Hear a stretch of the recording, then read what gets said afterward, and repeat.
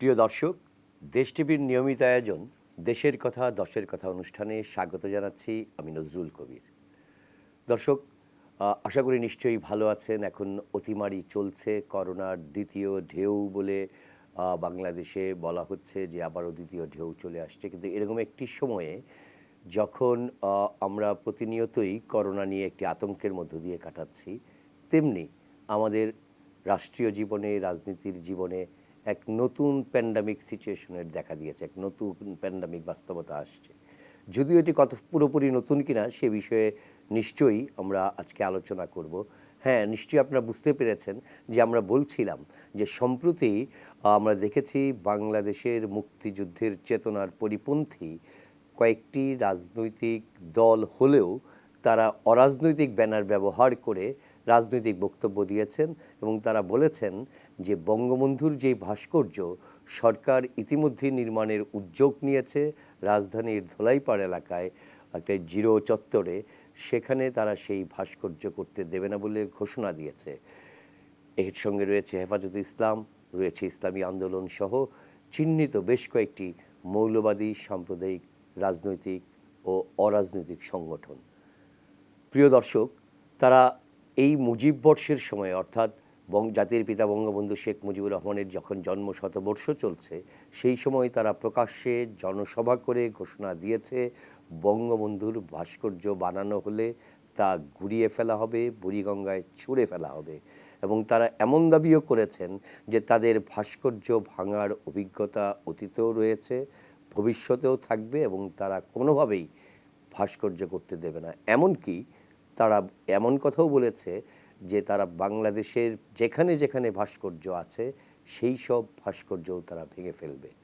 বাংলাদেশের প্রগতিশীল রাজনীতি যারা করেন, বাংলাদেশে প্রগতির যারা চর্চা করেন, যারা বাঙালি সংস্কৃতি বাংলাদেশের মানুষ হিসেবে যারা বসবাস করেন, বিভিন্ন জাতিসত্তার মানুষ, তাদের সংস্কৃতিকে যারা লালন করেন, তারা প্রত্যেকেই প্রতিবাদ মুখর হয়ে উঠেছেন। আজ রাজধানীতে 60টি সংগঠনের উদ্যোগে আমাদের যেই স্বাধীনতা চত্বর আছেন, সোনার বাংলা সংস্কৃতি বলয় বলে যেই নামে আমরা অভিহিত করে থাকি, অর্থাৎ ঐতিহাসিক সোহরাওয়ার্দী উদ্যান থেকে ঢাকা বিশ্ববিদ্যালয়, অপরাজেয় বাংলা থেকে শুরু করে দোয়েল চত্বর হয়ে পুরো এলাকা জুড়ে আজকে তারা 60টি সংগঠনের যৌথ মানববন্ধন করেছেন। সেই মানববন্ধন থেকে তারা দৃপ্ত কণ্ঠে প্রতিবাদ উচ্চারণ করেছেন, দাবি তুলেছেন যারা বঙ্গবন্ধুর ভাস্কর্যকে ভেঙে ফেলার হুমকি দিচ্ছে, যারা বঙ্গবন্ধুকে নিয়ে কটূক্তি করছে, তাদেরকে আইনের আওতায় নিয়ে আসার। এসব বিষয় নিয়েই আলোচনা করার জন্য আজকে আমরা আমাদের আলোচনার শিরোনাম ঠিক করেছি, রুখতে হবে অধ্যত্ব। এই অধ্যত্ব কীভাবে রোখা যায়, কেনই বা রুখতে হবে, সেসব প্রশ্নের উত্তর খোঁজার জন্য আজ আমাদের সঙ্গে স্টুডিওতে উপস্থিত রয়েছেন কথাসাহিত্যিক সকৃত নোমান। আপনাকে স্বাগত জানাচ্ছি দেশের কথা দশের কথা অনুষ্ঠানে।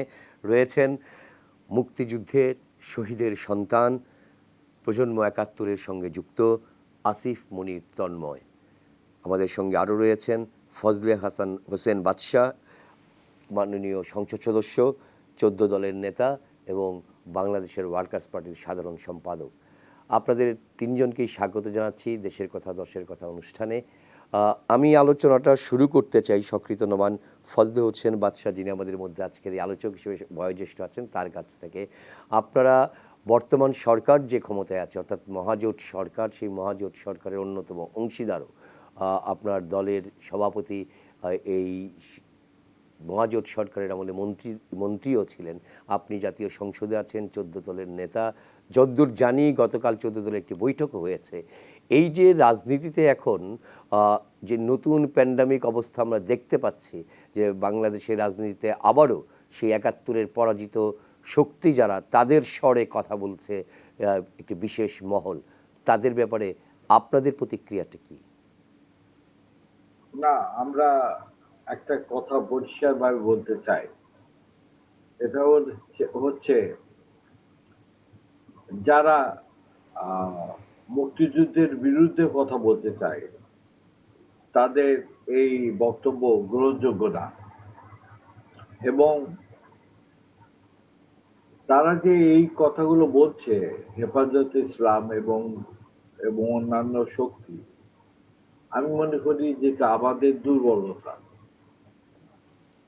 এটা একটা আমাদের দুর্বলতা এবং আমরা হেফাজতে ইসলামকে অনেক সুযোগ দিয়েছি এবং সেই সুযোগ দেওয়াটা আমাদের জন্য যুক্তিসঙ্গত হয়েছে কিনা এখন পর্যালোচনা করা দরকার। আমরা ভেবেছিলাম যে হেফাজতে ইসলাম মৌলানা শফি বেঁচে থাকা অবস্থায় তারা অনেকটা আমাদের মাননীয় প্রধানমন্ত্রীর কাছে অনেকটা নতজানু হয়েছিল, কিন্তু এখন এই পরিস্থিতি পাল্টে গেছে। এখন তারা এই স্বয়ং বঙ্গবন্ধুর প্রতি অঙ্গুলি নির্দেশন করছেন যে বঙ্গবন্ধুর ভাস্কর্য নির্মাণ হলেও তারা ভেঙে এটা এই ঘুরিয়ে দিবে, নদীতে বুড়িগঙ্গায় নিক্ষেপ করবে বলেছে। বুড়িগঙ্গায় নিক্ষেপ করবে। এটা আমাদের কাছে গ্রহণযোগ্য কিনা, আমরা এটা মেনে নেব কিনা, আমরা মেনে নিতে পারি না। আমরা স্পষ্টভাবে বলতে চাই এটা সম্ভব না। এখন সরকারকে বলছেন, এটা হলো বড় প্রশ্ন। আমরা তো বাইরে থেকে বলছি, আমরা মাননীয় প্রধানমন্ত্রী কি বলছেন এটা আমাদের কাছে খুব গুরুত্বপূর্ণ প্রশ্ন। আমরা মনে করি যে তার মুখেও একটা এই ব্যাপারে স্পষ্ট কথা বেরিয়ে আসা দরকার। আমরা কয়েকদিন আগে শুনলাম, আমরা পার্লামেন্টে ছিলাম, কিন্তু আমরা খেয়াল করিনি যে ধর্মনিরপেক্ষতা প্রশ্নে বঙ্গবন্ধুর ভাষণ একটা কিছুটা কাটছাট করা হয়েছে। এই যে চর্চা, বঙ্গবন্ধুর যদি ভাষণ আজকে কাটছাট করা হয়, তাহলে পরে এটা বুঝতে হবে যে আমরা এই যে কোনো মূল্যের বিনিময়ে, এমনকি বঙ্গবন্ধুর মূল্যের বিনিময়ে আমরা হেফাজতে ইসলামের সাথে একটা সমঝোতা চাচ্ছি। এটা কিন্তু সম্ভব না, কারণ হেফাজতে ইসলামের একটা টার্গেট আছে। তারা টার্গেটটা হচ্ছে যে বাংলাদেশকে ধর্মনিরপেক্ষ বাংলাদেশ থাকতে দিবে না, এটা হলো তাদের টার্গেট। তারা আবার পাকিস্তান যুগে ফিরে যেতে চায়। তাহলে আজকে আমাদের ভাবতে হবে যে আমরা কোন জায়গায় দাঁড়াবো। আমি মনে করি যে আজকে ঢাকায় যে প্রতিবাদ সমাবেশ হয়েছে এটা যুক্তিসঙ্গত এবং আমরা মনে করি যে হেফাজতে ইসলাম বা বাবু নাকবি বা অন্যান্যরা যে বলছে যে আমাদের কথাই সরকার চলতে হবে, এই এই এই যে দৃশ্যতা আমরা মেনে নিতে পারি না। ধন্যবাদ। আমাদের ধন্যবাদ ফজলে হাসান বাদশাহ এমপি, আপনার কাছে আবার ফিরব। যেই জায়গাটায় আপনি শেষ করলেন যে তারা বলছে যে আমাদের কথায় সরকার চলতে হবে, এই কথা বলার মতো আপনি বলছেন ধৃষ্টতা, কিন্তু আমরা তো লক্ষ্য করছি যে হেফাজতে ইসলামের কথা অনুযায়ী পাঠ্যপুস্তক পরিবর্তিত হয়েছে। এর আগে হেফাজতে ইসলামের কথা অনুযায়ী সুপ্রিম কোর্টের সামনে থেকে ভাস্কর্য সরিয়ে নেওয়া হয়েছিল। এখন এই যে একের পর এক তাদের দাবির কাছে সরকারের অনেকটা বরঞ্চ আমরা নতজানু মনোভাব দেখেছি। আপনি বলছিলেন যে শফি হুজুরের কথা বলে যে তিনি অনেকটা নতজানু ছিলেন সরকারের কাছে, প্রধানমন্ত্রীর কাছে, কিন্তু কার্যত কিন্তু উল্টো দৃশ্যটাই বাস্তবতা বলে। আমরা একটু এই ক্ষেত্রে আমাদের মুক্তিযুদ্ধে মহান শহীদ মনির চৌধুরীর সন্তান, আমাদের প্রজন্ম ৭১-এর আসিফ মুনির তন্ময়, আপনার কাছে জানতে চাচ্ছি, ফজল হোসেন বাদশাহ যেমনটি বলছিলেন, আসলে এটা কি সরকার কি হেফাজতের কাছে নতজানু হচ্ছে, না হেফাজতের কাছে সরকার নতজানু হচ্ছে? ধন্যবাদ। এটা হ্যাঁ, এটা দুদিক থেকেই বিবেচনা করা যায়। তবে আমি বাদশা ভাই যেটা প্রথমে বলছিলেন সেই জায়গাটায় আমি একমত যে দুর্বলতার কথা যেটা বলা জি হচ্ছে। জি। আমরা যদি মানে যারা আজকেও সমাবেশে বাদশা ভাইও ছিলেন, আমিও ছিলাম ওখানে, আমরা অনেকেই সেখানে ছিলাম যারা আমরা মনে করি যে এই ভাস্কর্যের ব্যাপারে যারা কথা বলছে, যারা প্রতিবাদ জানাচ্ছে, তাদের প্রতিবাদের ভাষাটা আমাদের সোচ্চার হওয়া দরকার। এবং সেইটা হয়তো আরো আগেই হওয়া দরকার ছিল এই ধরনের। যখন আমরা জানি যে বিভিন্ন সময় উদ্যোগ নেওয়া হচ্ছে, কখনো বলা হচ্ছে হাইকোর্টের সামনে সেখানে লেডি জাস্টিসের মূর্তি ভেঙে ফেলতে হবে। তো সেখানেও কিন্তু আমরা সরকারের একটা নমনীয় অবস্থান দেখেছি। আর আমরা অনেকদিন ধরেই কিন্তু এই কথাটি গত কয়েক বছর ধরে অন্তত বলা হচ্ছে যে আমাদের ৭২-এর সংবিধানে যে মূল যে বিষয়গুলো ছিল সেই জায়গাটায় ফিরে যাওয়া এবং আমাদের ধর্মনিরপেক্ষতার কথাটাকে সোচ্চারভাবে বলা। সেটা কেন জানি আমরা দেখছি যে বর্তমান সরকারের আমলে সেখানে এক ধরনের একটা ভীতির জায়গা যে আমরা ধর্ম নিয়ে কথা বলা যাবে না, যেখানে বঙ্গবন্ধু নিজে সেই জায়গাগুলোকে স্পষ্ট করে দিয়ে গেছেন। বঙ্গবন্ধুর এই জন্ম শতবর্ষে সেই জায়গাটাকে অপব্যাখ্যা করা বা সেটা নিয়ে ভীতি থাকাটা এটা কিছুটা দুঃখজনক, বিশেষ করে বর্তমান সরকারের, আওয়ামী লীগ সরকারের পক্ষে। তো এই জায়গাগুলো কিন্তু আরো আগে থেকেই শুরু হচ্ছে। এখন ধরা যাক যে রাজনৈতিক প্রেক্ষাপটের কারণে আমরা যখন যুদ্ধাপরাধীদের বিচারের প্রক্রিয়া চলছে সেই সময়ে দেখা যাচ্ছে যে হ্যাঁ সেটার সাথে জামাত শিবিরের বা জামাতের অনেক নেতা জড়িত ছিলেন যুদ্ধাপরাধের সাথে, এবং সেখানে হয়তো তাদেরকে রাজনৈতিকভাবে মোকাবেলা করার জন্য অন্যান্য কিছু ইসলামী সংগঠনকে প্রশ্রয় দেওয়ার কথা হয়তো স্ট্র্যাটেজিক্যালি সরকার ভেবেছে। এটা রাজনীতিবিদ হিসেবে হয়তো বাদশা ভাই আর একটু অন্য তার ব্যাখ্যাটা দিতে পারে। তো আমরা বাইরে থেকে যেটা দেখেছি যে ওই প্রশ্রয় দেওয়ার একটা শুরুর জায়গা যে জামাত শিবিরের রাজনীতিকে মোকাবেলা করার জন্য আরো কিছু ইসলামী সংগঠনকে রাজনীতির মাঠে নিয়ে আসার একটা প্রচেষ্টা। তো সেটা এক ধরনের এখন বর্তমানে মনে হচ্ছে যে সেটা কাল হয়ে দাঁড়াচ্ছে। তো কেন নতজানু হওয়ার জায়গাটা, এটা একটা রাজনৈতিক উদ্দেশ্য। কিন্তু এখন বর্তমানে তো আমরা এটাও বলছি যে ধর্মভিত্তিক রাজনীতি আসলে নিষিদ্ধ করা দরকার, এবং সেটা আমাদের মানে বঙ্গবন্ধুর কথা অনুযায়ী এবং আমাদের ৭২-এর সংবিধানের কথা অনুযায়ী। তাহলে কোন ধর্মভিত্তিক সংগঠনেরই রাজনীতি করার জায়গাটাকে বন্ধ করার যদি আমরা না পারি, তাহলে কিন্তু এই জায়গাটা সবসময় আসতে থাকবে। আজকে হেফাজত, কালকে আরো একটি সংগঠন, পরশুদিন অন্য আরেকটি সংগঠন ধর্মের জায়গাটাকে অপব্যবহার করবে। এবং সেখানে একটা জায়গায় মনে রাখতে হবে আমাদের যে ধর্ম বিশ্বাস এবং ধর্মান্ধতা এক জিনিস নয়। এই যে ধর্মভিত্তিক যে রাজনীতির যে সংস্কৃতিটা আমাদের এখানে তৈরি হয়ে গেছে, বিশেষ করে আমরা যদি বলি যে ৭৫ পরবর্তী সময় থেকে, সেই জায়গাটায় কিন্তু ধর্মান্ধতাকে পুঁজি করে মানুষের মনের মধ্যে এক ধরনের একটা প্রোপাগান্ডা চালানো হয়েছে এবং সেখানে একটা উন্মাদনা সৃষ্টি করা হয়েছে। তাদের কিন্তু আসলে যে তাদের জনগণের পুরোপুরি সমর্থন সবসময় থাকে তা নয়। তারা বিভিন্ন সময় যে ওয়াজ মাহফিলের মাধ্যমে বিভিন্নভাবে ধর্মান্ধ কিছু কথা এবং অনেক সময় মিথ্যে কথা বলে তারা মানুষকে প্ররোচিত করে এবং মানুষজনকে উদ্বুদ্ধ করার চেষ্টা করে এবং মানুষের মনটাকে বিষিয়ে তোলে। এই আমরা করোনাকালীন সময়েও কিন্তু দেখছি যে করোনাকে মোকাবেলার জন্য শুধুমাত্র এখানে সৃষ্টিকর্তার কাছে মোনাজাত করলেই করোনা চলে যাবে, অথবা সেটার জন্য আমাদের মসজিদে গিয়ে জমায়েত হতে হবে, এবং এই জন্য অনেক রকম ফতোয়াও দেওয়া হয়েছে গত কয়েক মাসে। তখনও কিন্তু আমরা সরকারকে খুব জোর কণ্ঠে এগুলোকে প্রতিবাদ করতে দেখিনি। তো এই সবগুলো মিলে কিন্তু আমার একটা অবস্থান তৈরি হচ্ছে যে কোনো দিকে যেন সরকার নড়তে পারছে না। কিন্তু সেখানে আমরা যারা মনে করি যে বর্তমান সরকার এক ধরনের মানে মুক্তিযুদ্ধের চেতনা শুধু নয়, আমাদের যে মূল চার নীতি রয়েছে সেইটার ধারক ও বাহক, সেই জায়গাটা কিন্তু সন্দেহের জায়গা চলে আসে, সেটা আসা উচিত হবে না। ধন্যবাদ আসিফ মুনির তন্ময়।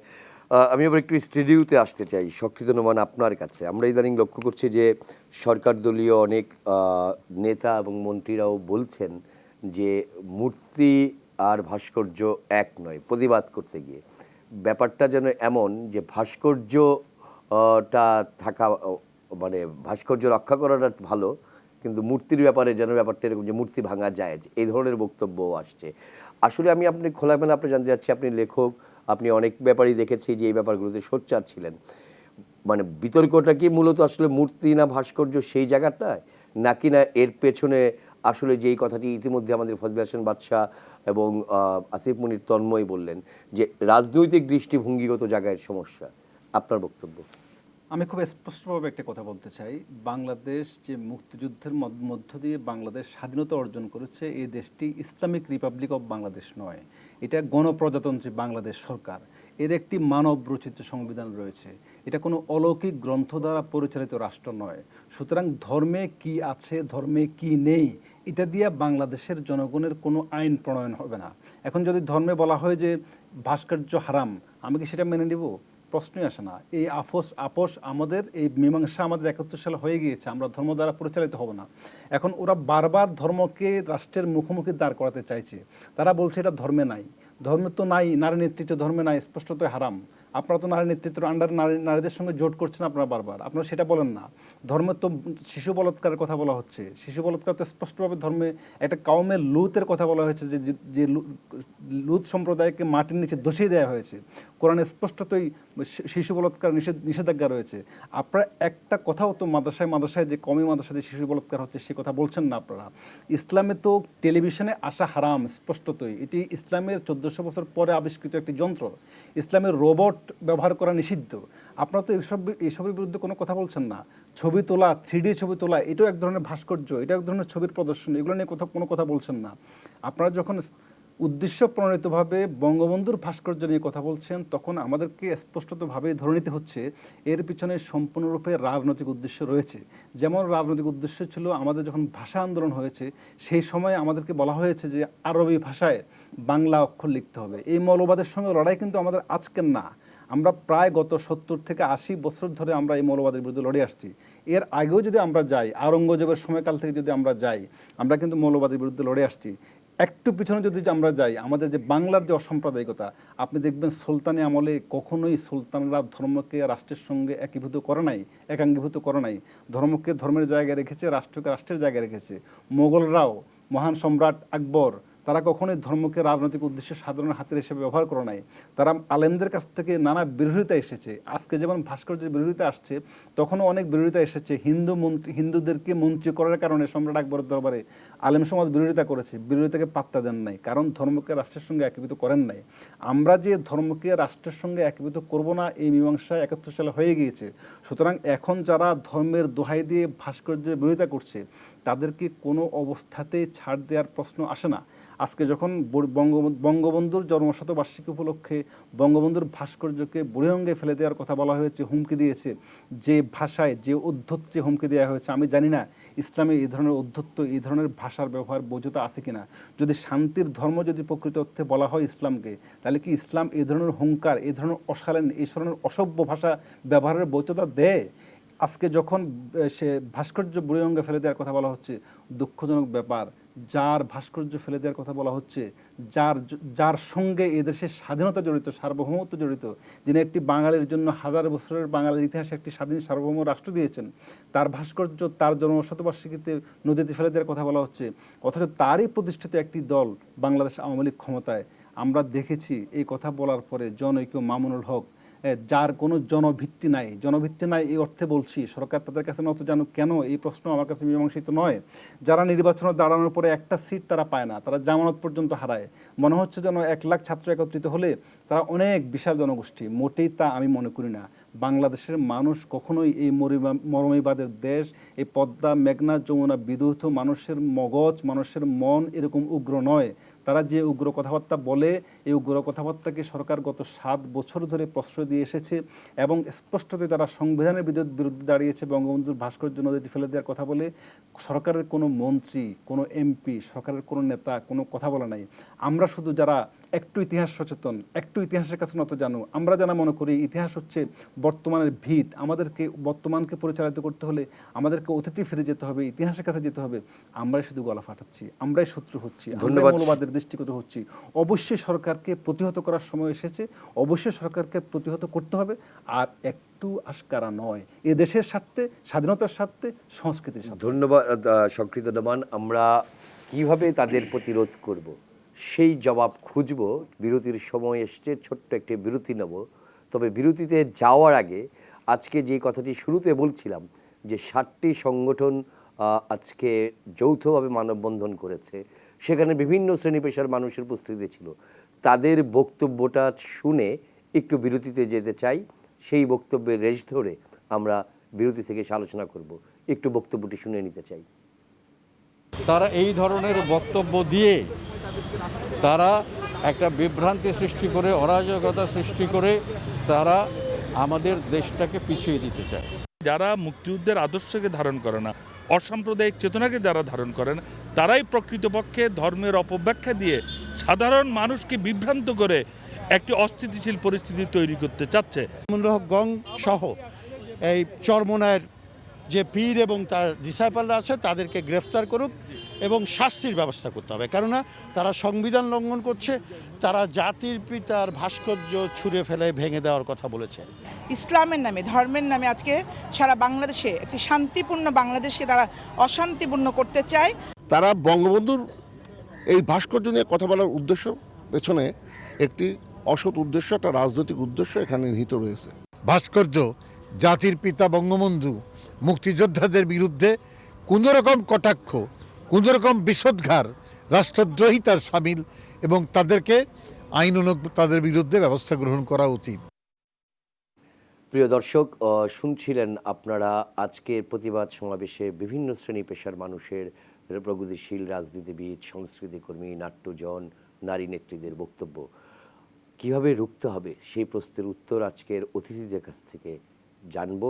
বঙ্গবন্ধুর ভাস্কর্য নিয়ে সাম্প্রদায়িক মৌলবাদী গোষ্ঠী যে ধরনের বক্তব্য দিচ্ছে, যে ধরনের কর্মকাণ্ড করছে, তার বিরুদ্ধেই কিভাবে রুখতে হবে, বাংলাদেশের মুক্তিযুদ্ধের মৌল চেতনাকে সমুন্নত রাখতে হবে, সেজন্যই আজকে আমরা আলোচনার এই শিরোনাম ঠিক করেছি। আমাদের সঙ্গে অতিথি হিসেবে রয়েছেন কথাসাহিত্যিক সক্রিত নোমান, জাতীয় সংসদের সদস্য ফজলে হোসেন বাদশাহ এমপি, এবং সঙ্গে রয়েছেন শহীদ সন্তান আসিফ মুনির তন্ময়। জনাব ফজলে হোসেন বাদশাহ, আপনার কাছেই ফিরতে চাই। আবার শুনছিলেন আপনি, অর্থাৎ আজকে আমাদের এই আলোচনায় 3 প্রজন্মের সদস্য এখানে উপস্থিত রয়েছেন আপনারা।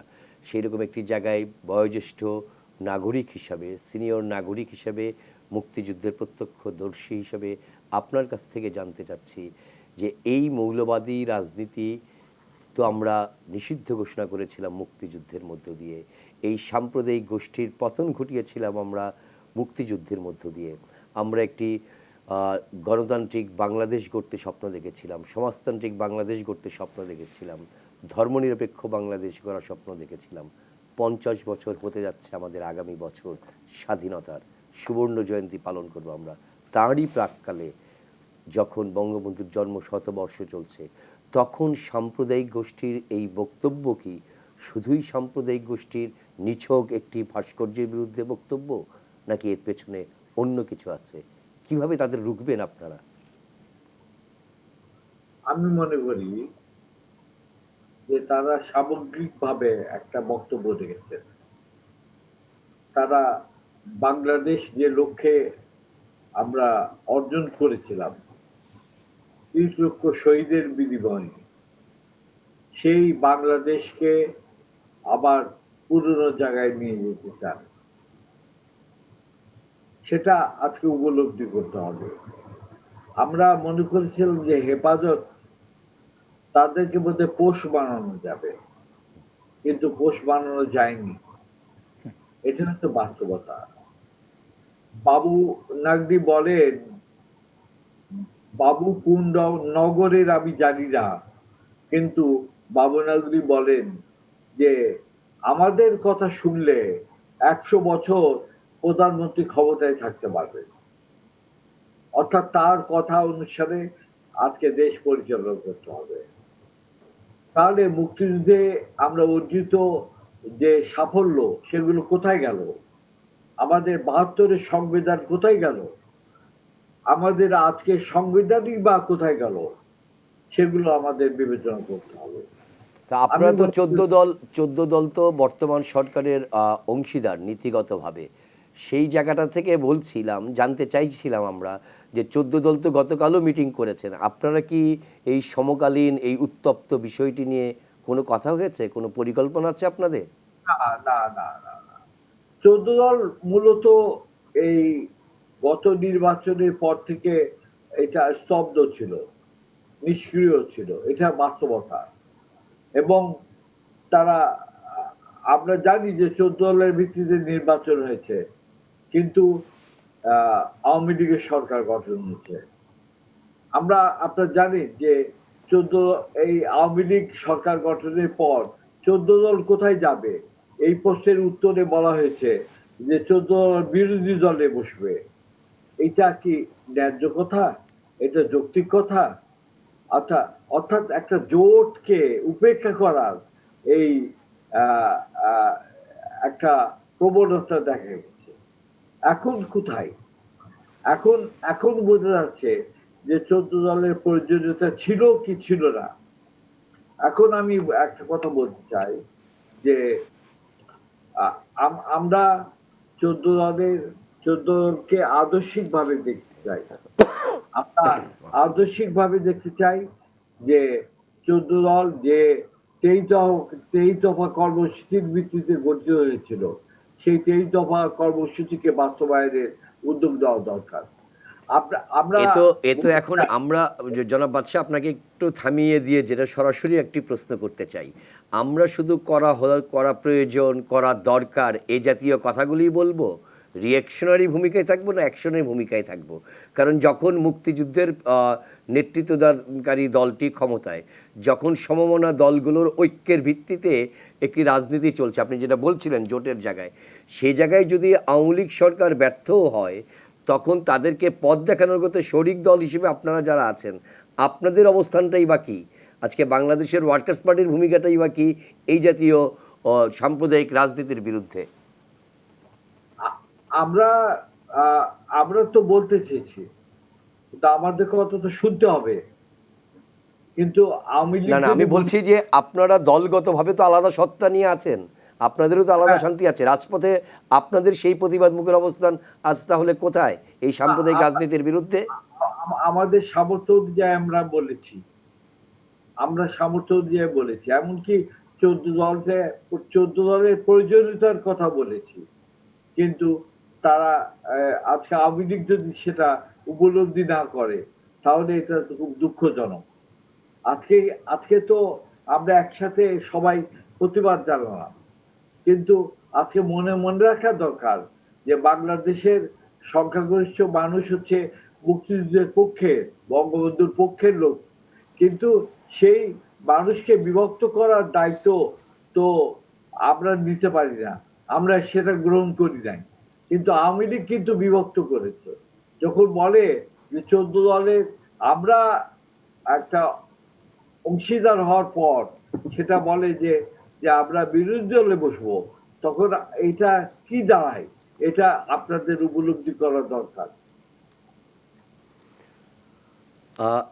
ধন্যবাদ ফজলুল হোসেন বাদশাহ। আমরা আবার ফিরবো আপনার কাছে। এবার একটু আসিফ মুনির তন্ময় আপনার কাছ থেকে জানতে চাচ্ছিলাম যে আসলে এই গোষ্ঠীকে রুখার এই মুহূর্তে উপায় কি? সরকার যখন বোঝা যাচ্ছে অনেকটা ক্ষমতা রাজনীতির প্রশ্নে কৌশলী অবস্থান নিয়েছেন, অনেকটা নতজানু অবস্থান নিয়েছেন, অন্যদিকে আজকেই প্রথম লক্ষ্য করা গেল আমি মনে করি আওয়ামী লীগের সভানেত্রী মাননীয় প্রধানমন্ত্রী তিনি তো বলে দিয়েছেন যে আওয়ামী লীগের ভিতরে আজকে ফ্রিডম পার্টি, জামাত, বিএনপি ঢুকে পড়েছে। এই কথা তো আপনারা শুনেছেন যে আওয়ামী লীগ আজকে কারা পরিচালনা করছে, এইটা আজকে উপলব্ধি করা দরকার। এবং আওয়ামী লীগ যদি আওয়ামী লীগের জায়গায় ফিরে না আসে, আওয়ামী লীগ যদি পুরো মুক্তিযুদ্ধের চেতনার জায়গায় ফিরে না আসে, তাহলে কোনো কিছুই করা যাবে না। আমরা বাইরে থেকে কিছু করতে পারবো না। ধন্যবাদ ফজলুল হোসেন বাদশাহ এমপি। আসিফ মুনির তন্ময় আপনার কাছ থেকে জানতে যাচ্ছিলাম, যেখানে জনাব ফজলুল হোসেন বাদশাহ বলছিলেন যে আসলে আমাদের আওয়ামী লীগ অর্থাৎ সরকারই অনেকটা নমনীয় হয়ে উঠেছে এবং তার অবস্থানটাও ঠিক স্পষ্ট নয়, অনেকটা দুর্বলতা দেখা যাচ্ছে। আপনার ভাষ্যটা জানতে চাই, কিভাবে বেরোতে হবে? বাংলাদেশের মানুষ তো আসলে সংখ্যাগরিষ্ঠ মানুষ তো এই সাম্প্রদায়িক রাজনীতির পক্ষে নয়। আসলে যেটা বললেন বাদশা ভাই যে হ্যাঁ, আওয়ামী লীগের মধ্যে বা সরকারের মধ্যে বিভিন্ন রকম উপাদান বা বিভিন্ন মতাবলম্বী লোকজনরা ঢুকে পড়েছে এবং তার মধ্যে জামাতপন্থীরাও রয়েছে, এটা বাস্তবতা। তো সেই ক্ষেত্রে যেটা করতে হবে, বাইরে থেকে একটা চাপের জায়গা সৃষ্টি করতে হবে। সেটা যদি আমরা মানে রাজনৈতিক ভাবে বা অন্যান্য রাজনৈতিক শক্তির পক্ষ থেকে সম্ভব হয় সেটা হবে, কিন্তু তার বাইরেও যেমন আজকে যে বড় সমাবেশটি হয়েছে, এটির মূল উদ্যোক্তারা কিন্তু সামাজিক সাংস্কৃতিক সংগঠনগুলো।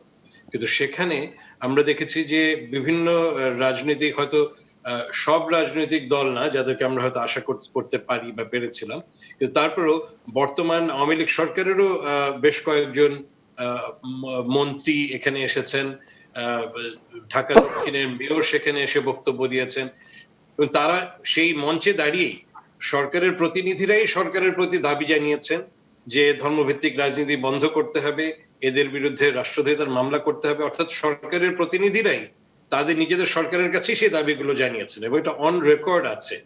তো সেগুলো যদি তারা আমলে নিতে চান সেটা একটি ব্যাপার, কিন্তু তারা না নিলেও তার বাইরে থেকে সচেতন ভাবে যে মানুষজন আছেন তারা বা যারা এটার প্রতিবাদ করছেন তারা সরকারের উপর সেই চাপটা প্রয়োগ করতে হবে। মনে করিয়ে দিতে হবে যে বঙ্গবন্ধুর আদর্শ কি, মুক্তিযুদ্ধের চেতনা আসলে কি। কারণ এখন এটা নিয়েও কিন্তু অনেক সময় প্রশ্ন করা হয় যে আসলে যখন মুক্তিযুদ্ধের চেতনার কথা বলা হচ্ছে আমরা কি আসলে চেতনা বিস্তৃত হচ্ছে কিনা। এই যে মুক্তিযুদ্ধের শহীদদের কথা বলছি, 30 লক্ষ শহীদদের কথা বলছি, আজকে 1 ডিসেম্বর, এই ডিসেম্বরে বিজয় দিবস, শহীদ বুদ্ধিজীবী দিবস, অনেক কথা হবে মুক্তিযুদ্ধ নিয়ে, কিন্তু মুক্তিযুদ্ধের আদর্শের জায়গাটাতেই তো একটা নাড়াচাড়া দেওয়া হচ্ছে, ভিত্তিটাকে নাড়িয়ে দেওয়ার চেষ্টা করা হচ্ছে। কাজে সেইটা সরকারের উপরে চাপের জায়গা থাকতে হবে। আরেকটা হচ্ছে যে মানুষের মনের মধ্যে যেই ধরনের প্রোপাগান্ডা গুলা এই ওয়াজ মাহফিল থেকে শুরু করে এই ধর্মভিত্তিক রাজনৈতিক সংগঠন বা ধর্মীয় বিভিন্ন আচারাদির মাধ্যমে করা হয়েছে, এইটার একটা প্রতিবাদের জায়গা এবং এটার বিরুদ্ধে একটা জায়গা সামাজিক সাংস্কৃতিক সংগঠনগুলোকেও করতে হবে। আমরা আজকে বলছি বটে যে আজকে তাদের একটা উদ্যোগ ছিল, কিন্তু আমরা গত 10-15 বছরে দেখেছি যে বিশেষ করে এই আওয়ামী লীগ সরকারের আমলে প্রগতিশীল সামাজিক সাংস্কৃতিক সংগঠনগুলো কেমন যেন ঝিমিয়ে পড়েছে।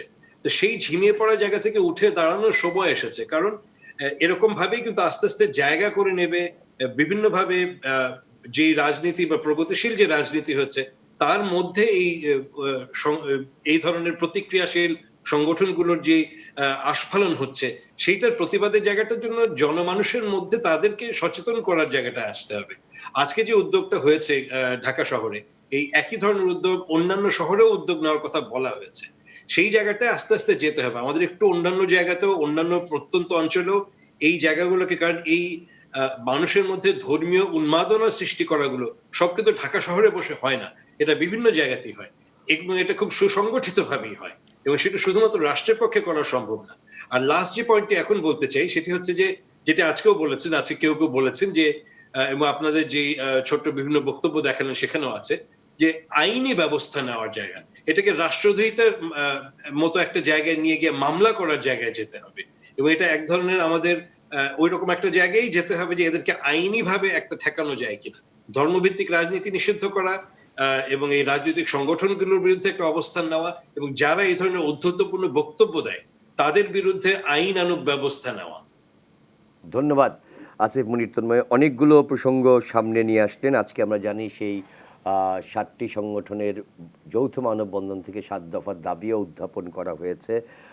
সক্রিয় নোমান, আপনার কাছে জানতে চাচ্ছিলাম এই প্রজন্মের একজন সদস্য হিসাবে আসলে এই সাম্প্রদায়িক রাজনীতির পেছনে আজকে কোনো রাজনীতিবিদ বলছিলেন যে এই সাম্প্রদায়িক গোষ্ঠীকে উস্কে দেওয়ার জন্য ক্ষমতার বাইরে থাকা অন্যান্য রাজনৈতিক দলেরও ইন্ধন রয়েছে, সম্পৃক্ততা রয়েছে বলে সরকারের পক্ষ থেকে দাবি করা হচ্ছে। কোনো মন্ত্রী, রাজনৈতিক নেতা তেমন দাবিও করেছেন। আপনার কাছ থেকে জানতে চাচ্ছি যে রোখার উপায় কি? সরকারের পক্ষ থেকে যদি বলা হয় অন্যান্য রাজনৈতিক দলের ইন্ধন রয়েছে, সরকার বলতেই পারে, কিন্তু আমরা তো দেখতে পাচ্ছি সরকার নিজেই গত 7 বছর ধরে এদেরকে ইন্ধন দিয়েছে, এদেরকে উস্কানি দিয়েছে। এদের কথায় রাষ্ট্রীয় ভাস্কর্য সরানো হয়েছে আদালত চত্বর থেকে, এদের কথায় পাঠ্যপুস্তক সংশোধন করা হয়েছে, শুধুমাত্র একতরফা বিরোধী দলের দূর দিতে কথাটা পূরণ হয়ে যায়। আমরা দেখতে পাচ্ছি স্পষ্টত আপনারা আশকা দিচ্ছেন, আপনারা কথা বলছেন, আপনারা এদেরকে মাথায় তুলছেন। এই সরকারের দূর যেহেতু কোনো লাভ নাই। দিনের পর দিন ওয়াজ মাহফিলের নামে গ্রামে গঞ্জে যা হচ্ছে, মানুষের ধর্মপ্রাণ মানুষকে, একটু আগে পূর্ববর্তী বক্তা বলেছেন ধর্মপ্রাণতা এবং ধর্মান্ধতা সম্পূর্ণ আলাদা জিনিস। আমার পিতা, আমার দাদা, আমার পূর্বপুরুষরা ধর্মপ্রাণ ছিলেন, ধর্মান্ধ ছিলেন না। তাদের কাছে কখনোই ভাস্কর্য, মূর্তি এগুলো কোনো ফ্যাক্টর হিসেবে কাজ করে নাই।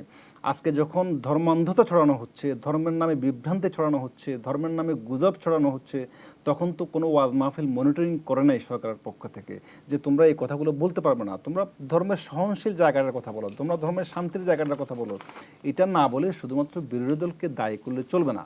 সুতরাং সরকারকে অবশ্যই নমনীয় ভাব পরিহার করতে হবে বাংলাদেশের স্বার্থে, বাংলাদেশের স্বাধীনতার সার্বভৌমত্বের স্বার্থে, এবং একই সঙ্গে আমরা আমাদের যারা বুদ্ধিজীবী সমাজ, আমরা যারা সংস্কৃতির কথা বলি, আমরা যারা লেখালেখি করি, আমরা যারা সভ্যতার কথা বলি, তাদেরকে সক্রিয় হতে হবে।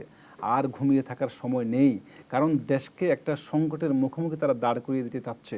সুতরাং আপনাদের নিষ্ক্রিয়তা, আমি ছোট্ট একটা উদাহরণ দিই মহাভারত থেকে, যে যখন কুরুক্ষেত্রে মহামতি ভীষ্ম সরসজ্জা শায়িত দ্রোণাচার্যকে মাথা মস্তক কেটে ফেলা হচ্ছে, তখন কৃষ্ণ বলছে তারা তো একজন বীর পুরুষ, মহামহিম মহাপুরুষ, তাদেরকে কেন এই শাস্তি ভোগ করা হচ্ছে? কারণ দ্রৌপদীর যখন বস্ত্রহরণ করা হচ্ছিল তারা নীরব ছিল, তারা কোনো কথা বলে নাই। এই পাপের প্রায়শ্চিত্ত তারা করছে আজকে এই সরসজ্জায় শুয়ে এভাবে নিহত হয়ে। সুতরাং আজকে যারা বুদ্ধিজীবী, আজকে যারা দ্রোণাচার্য, আজকে যারা ভীষ্ম, আজকে যারা সংস্কৃতির কথা বলেন, আজকে যারা মানব সভ্যতার কথা বলেন, নৈতিকতার কথা বলেন, তাদেরকে সরব হতে হবে। নাইলে এই দায় থেকে, এই বিপদ থেকে আপনারাও বাঁচতে পারবেন না। আপনারা ভাবছেন যে আমার কাজ কবিতা লেখা, আমার কাজ শিল্প সাহিত্য করা, আমার কাজ সংস্কৃতি করা, থিয়েটার মঞ্চস্থ করা, এই রিলেটেড কথা বলবো, আমরা শেক্সপিয়ারের কথা বলবো, রবীন্দ্রনাথকে নিয়ে আসবো, কোনো লাভ হবে না।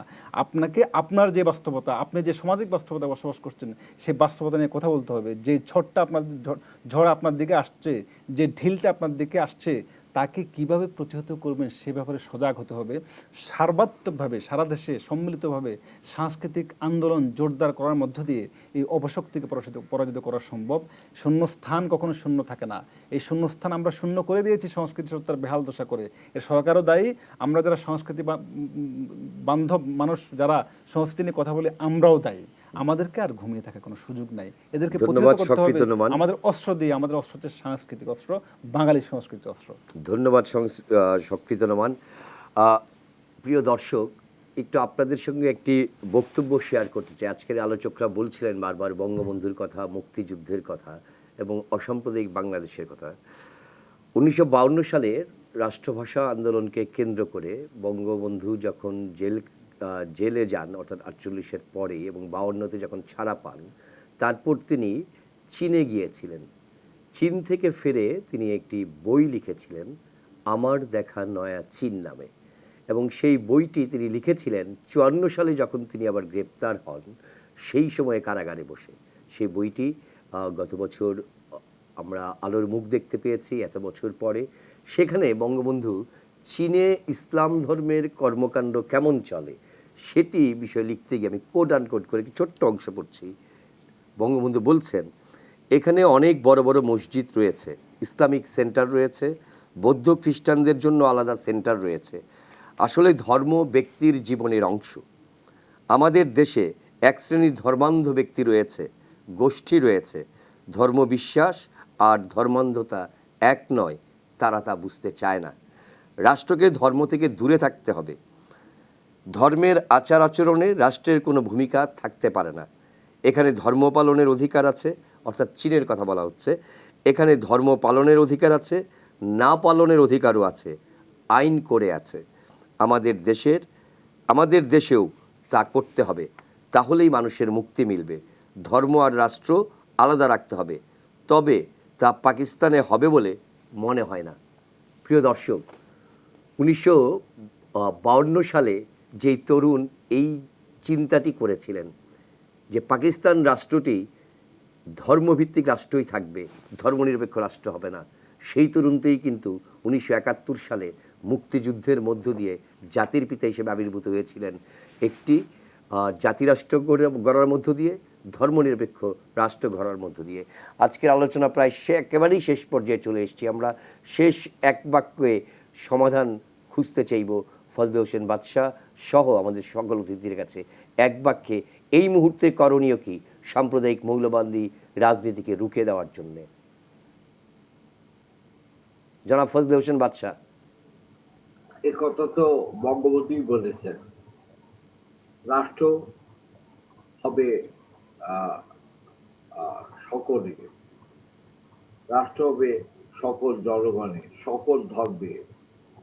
রাষ্ট্র ধর্ম যার যার, রাষ্ট্র সমাজ, এটা তো স্লোগানই আমরা দিয়েছি। তাহলে সেই জায়গায় যদি আমরা দাঁড়াই, তাহলে এই সমস্যার সমাধান তো হতেই পারে।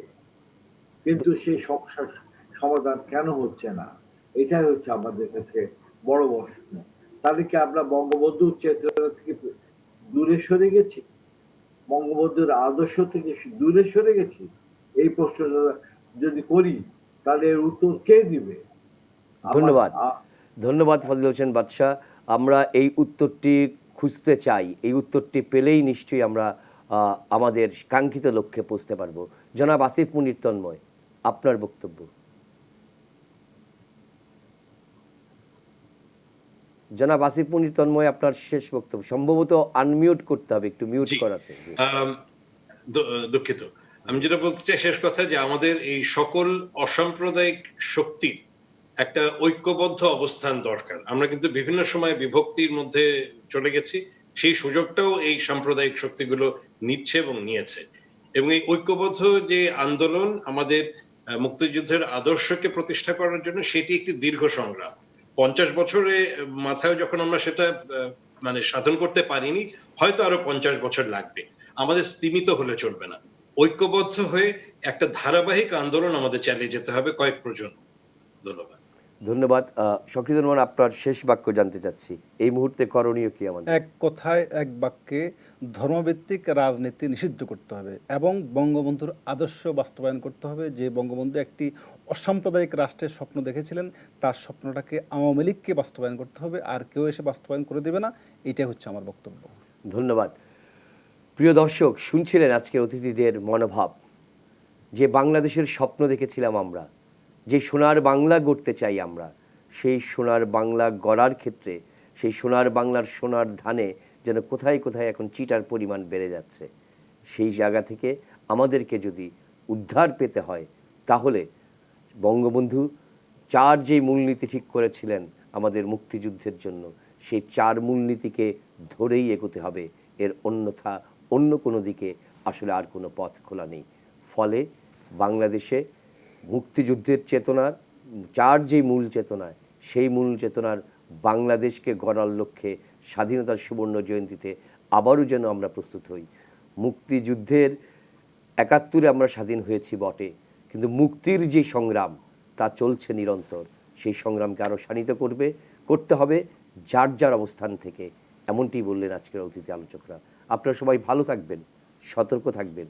স্বাস্থ্য ব্যবস্থা থেকে যেমন সতর্ক থাকবেন, করোনার মহামারী চলছে, তেমনিভাবে এই রাজনৈতিক যেই সমস্ত সাম্প্রদায়িক মহামারীর লক্ষণ আমরা দেখতে পাচ্ছি, তার থেকেও আমাদের সতর্ক থাকতে হবে। সবাই ভালো থাকুন। শুভরাত্রি।